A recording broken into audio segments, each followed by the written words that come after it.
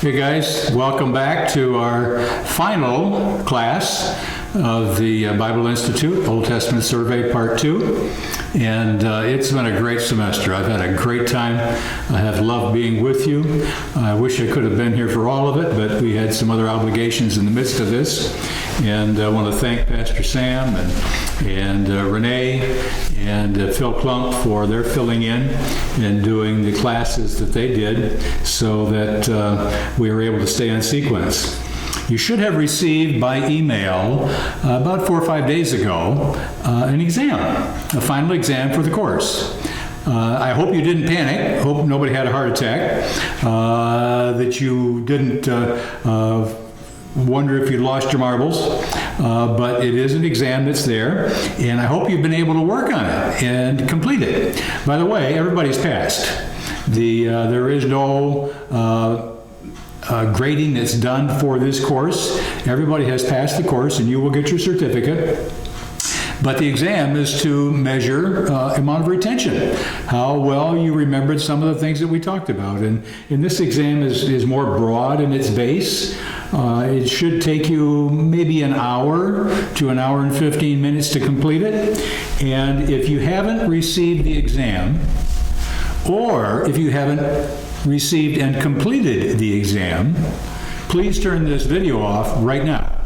Do not proceed any further. Do not pass go. Do not collect $200. Put the marbles back in the case and get a hold of Pastor Sam and tell him you didn't get it. Or if you did receive it, then find out where you put it and get it out and start working on it. And then when you're done with it, then you can come back to this video.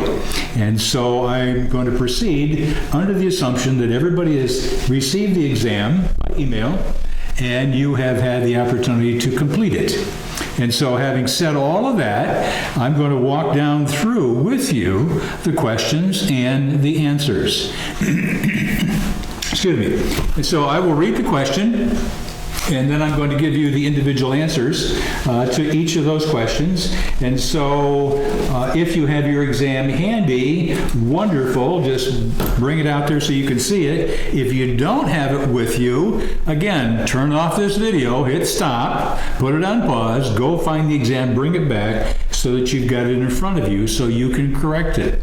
You are the only one who is going to see your answers to this exam. And so we place it in your hands for your edification.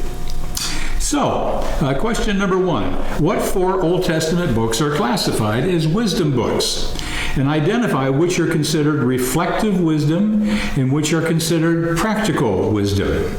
Well, reflective wisdom books would be Job and Ecclesiastes. Practical wisdom books would be Proverbs and the Song of Solomon. Question number 2. What limitations, if any, were placed on Job's suffering?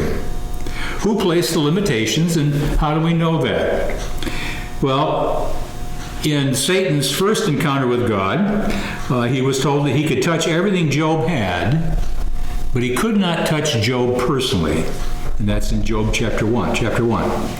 And then secondly, the second encounter, Satan was told that he could touch Job personally, but he could not take his life. And that's in Job chapter 2. And who put the limitations on Satan? God did. And he told him what he could do and what he could not do to Job. And you remember as you read through the book. And of course, Job chapter 1 and chapter 2 are the beginning of all that's going to take place. And understanding what took place in those first 2 chapters is so crucial to understand the rest of the book.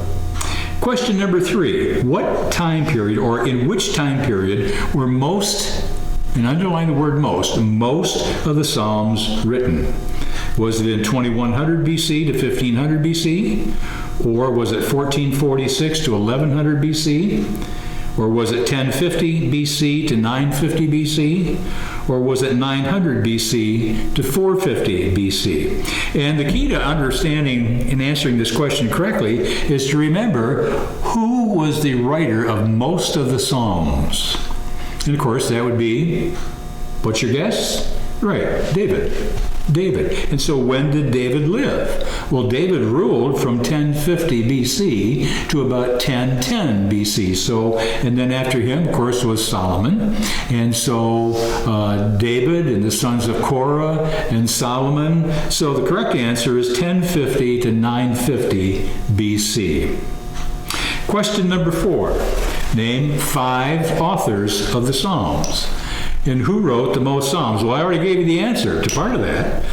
5 authors, one of whom, of course, is David. And so the sons of Korah were writers. Asaph, Moses. By the way, what psalm did Moses write? Look it up. Solomon, Ethan the Ezrahite, Heman, and then David. And David wrote the most. David wrote 73 of the Psalms. And of course, 50 of the Psalms are anonymous. Question number 5. Name 5 different types of Psalms. Well, there are didactic and wisdom Psalms. They kind of go together when you're looking at the one or you're looking at the other. Then there are thanksgiving and praise Psalms, so that would be a second type. A third type would be lament or petition Psalms. And then the fourth type would be imprecatory Psalms. A fifth type, which has about 5 different subtypes, is the Messianic Psalms. And then there are royal Psalms. And then there are enthronement Psalms. How you doing? How you doing on the test? How you making out? These are questions that are designed just to dig into your memory a little bit and help you remember what you've studied and bring these things back to your conscious awareness. Question number 6.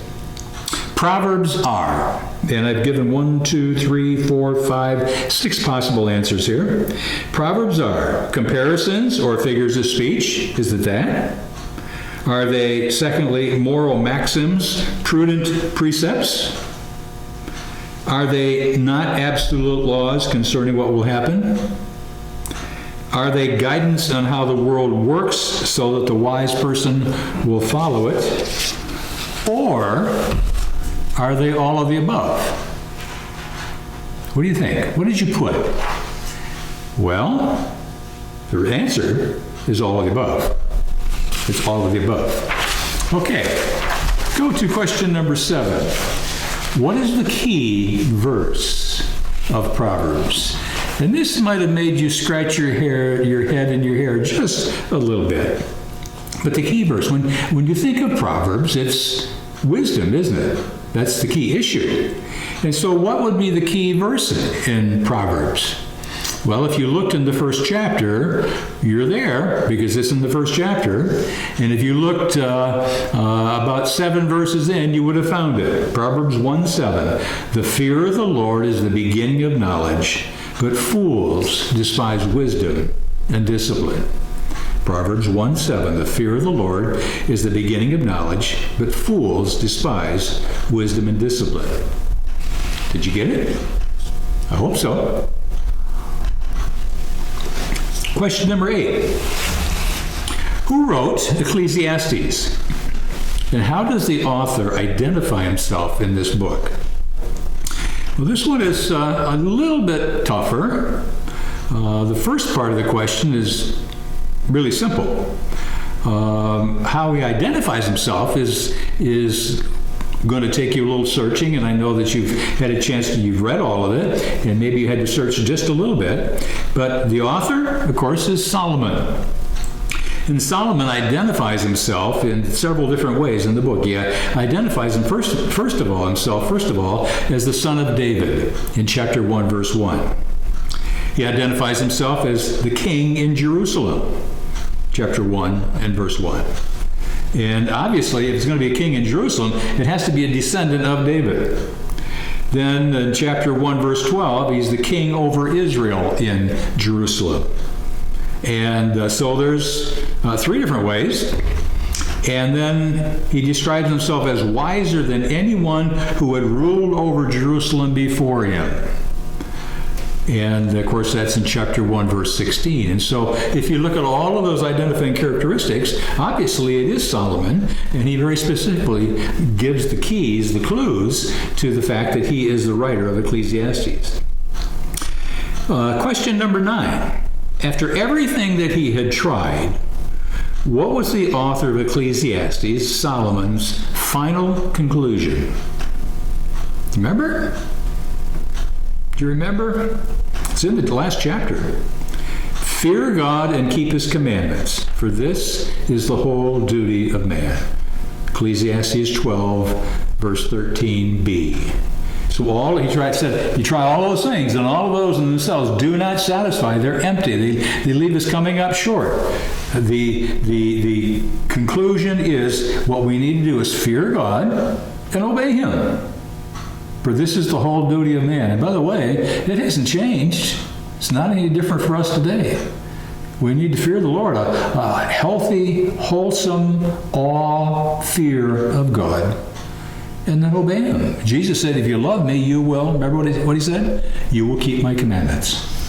So, let's go on. Number 10. What is the historical purpose of the Song of Solomon? And what is the ultimate fulfillment of the description of love in this book? Well, there are two main figures of thought or types of lines of thought on the book of the Song of Solomon. One, of course, says it's allegorical. It's talking just about something higher, the love of Christ for the church, that level. And doesn't believe it's talking about human love at the level that we live on. The other chain of thought is that it focuses on human love, but it also looks forward to the fulfillment in the Lord Jesus Christ. Well, the song teaches primarily the sanctity and beauty of marriage as God intended it to be. And so as you read through the descriptions of the groom and for his bride, we see those very human, real emotions that are there, and the passion that comes forward in that. And so he's speaking primarily of that. But the ultimate fulfillment is Christ's love for his bride, the church. And of course, when you read Ephesians chapter 5, he talks about that very specifically. Let's go on. Think about the book of Isaiah for a question. Who is the servant in Isaiah? And this is the class that Pastor Sam taught. And the servant is both the nation of Israel, and I'll give you some verses. Isaiah 42, 18 through 19, and Isaiah 43, verse 10. So the servant is both the nation of Israel, and who was not the ideal servant. This is the servant that has sinned and disobeyed Jehovah or Yahweh. And secondly, the servant is also the perfect servant, the Messiah, Jesus Christ, who would suffer and die for the sins of the sinful servant, all of God's people. And we see that in Isaiah 50, verses 4 through 11, Isaiah 52, 13 through 53, 12. And as we read through that narrative in Isaiah 52 and 53, we see the passion of the Lord Jesus Christ and what he went through for you and for me. On to number 12. What is one of the major themes of Micah? And justice and injustice would be one of those themes. And you see that in Micah 6:8, chapter 2, verses 1 through 4, Micah 6:8, chapter 2, 1 through 4 and 8, chapter 3, verses 9 through 12, and chapter 6, 9 through 16. 13. What is the meaning of the name Ezekiel? Ezekiel. How'd you do? Now, if you think strength, you got it. You think, well, you got it this morning, you feel really so strong. Well, just think about Ezekiel, because Ezekiel means God strengthens. God strengthens. Question number 14. Joel speaks about God pouring out his Spirit on all flesh in those days, chapter 2, verses 28 and 29. He identifies the time in verses 30 and 31. And when does that happen? When does God pour out his Spirit in those days? When's it going to happen? What did you write? It's during the tribulation period. The tribulation, that's when God is going to pour it out. Question number 15. Nahum is the prophet that predicts the destruction of Nineveh, the capital of Assyria. What was the reason for her destruction? And how was she destroyed? And Renee has given us the verses here, chapter 1, verse 9, 11, 14, chapter 2, verses 11 through 13, chapter 3, 1, 1, 8, and 2, 6. Well, the answer, Nineveh conspired against the Lord, worshipped idols, killed many people, captured Samaria, and was a vile and bloody city. If you remember, they described Nineveh, at the gate of the city, there were piles of heads that were piled up on each side of the gate. The walls were destroyed by a flood from the rivers, allowing the Babylonians to conquer it. Interestingly, that was somewhat the same thing that happened to Babylon itself later, when the Medes and the Persians came in. Question number 16. Habakkuk contrasts two people, the proud and the just that live by faith, chapter 2 and verse 4. This second half of this famous verse is quoted 3 times in the New Testament. What are their references? And Renee gave a hint, the addendum to Habakkuk. Well, the answer, Romans 1:17, Galatians 3:11, and Hebrews 10, verse 38. Question number 17. In Zephaniah chapter 3, verses 8 through 20, what is God going to do to the world, Israel, and the remnant? Answer, he's going to gather the nations for destruction. He's going to destroy the prideful in Israel and gather the humble remnant and restore the land during the millennium. Let's go on to the book of Daniel, chapter 18, question number 18. What are 3 purposes in Daniel's writings? Well, first of all, he writes to encourage the people in exile that their nation is going to be restored. Secondly, he reveals God's sovereignty over the affairs of the world. And third, he presents the coming Messiah and God's timetable. And you see that starting in chapter 9. Question number 19. Give the sequence of world powers presented in Daniel that will continue until the time of Christ. Well, who are they? And what is the sequence? Who was ruling at the beginning of the book of Daniel? Of course, that was Babylon. Then Babylon was conquered by Media Persia, who was then conquered by Greece, who was then conquered by Rome. So, Babylon, Media Persia, Greece, and Rome. Question 20. What lesson did King Nebuchadnezzar learn when he was driven from his throne and lived as an animal for 7 years? Daniel chapter 4. By the way, I can't even begin to imagine what he went through in those 7 years. And by the way, that judgment from God came immediately upon him. Well, he learned that God is sovereign in the affairs of men. Men may rule, but God overrules. He praised, exalted, and honored God, confessing that the Most High has eternal dominion. He does as he pleases with the power of heaven and the peoples of the earth. No one can hold back his hand or say to him, "What have you done?" It's Daniel chapter 4, verses 34 and 35. Question 21. Under what world empire and which king were the Jews allowed to return to Jerusalem? What world empire And which king in that empire were the Jews allowed to return to Jerusalem? Under Cyrus the Persian in 538 BC. And then the final question. Which post-exile book is primarily concerned about? And there are three parts to this question. So, the first one. Which post-exile book is primarily concerned about the rebuilding of the temple? And by the way, which books are post-exile books? Haggai, Zechariah, and Malachi. Those are the three post-exile books. So which of those is concerned about rebuilding the temple? The answer is Haggai. Then which post-exile book is primarily concerned about the preeminence of the Messiah in the future spiritual restoration of Israel? So which book is looking down the road at the future, the spiritual restoration of Israel?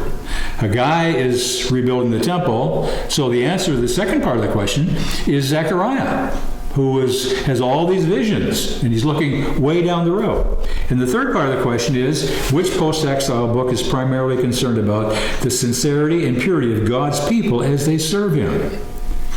And the answer to that is the last book, the last post-exile book, the last book of the Old Testament, Malachi. Because in Malachi, the temple has been rebuilt, and about 100 years now have gone by, and the people are, well, not quite 100, but the people are falling back away from God again. There's spiritual adultery that's taking place, and they're doing all kinds of things that are contrary to God. And Haggai is writing Malachi is writing to confront them with their sin and to turn them back to God. And so we see God's grace again in the book of Malachi as God sends someone to tell them. So, dear friends, how did you do?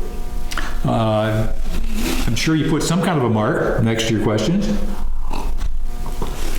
So you can add them up and see where you had great success and where you kind of struggled just a little bit. And those that you didn't get correct as far as the answers that we gave, go back to the materials on that particular class and just look over it again. Our desire is to put within your mind a working knowledge of these Old Testament books, so that when you think of the Old Testament, you have an awareness of what took place in the individual books, and that's readily available at your fingertips and in your mind if possible. But at least you'll know where to go back to get the information when you need it. I hope the class has been just a great time for you. We've tried to make it challenging. We've tried to make it fun. I know we've made it fattening in terms of snacks, but the fellowship has been very sweet, and I'm so thankful for that. I'm thankful for you and all of your participation in it. I want to give a commercial. The commercial is this.